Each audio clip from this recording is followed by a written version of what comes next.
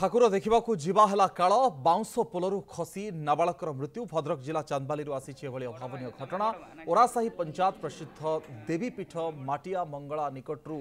जाऊा बेले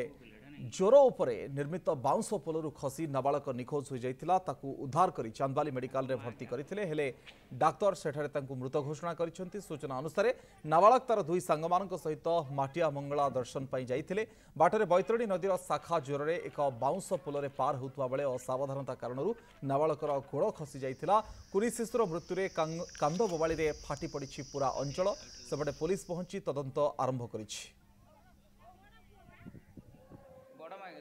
आशा पड़ू जी आशा लोक सब करते सब आम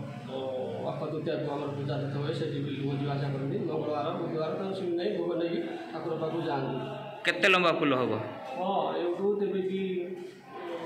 50-60 मीटर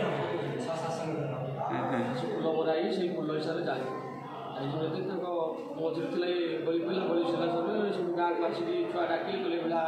बुड़ेला पूजा कर नई भितर गलु घंटा पर पाइल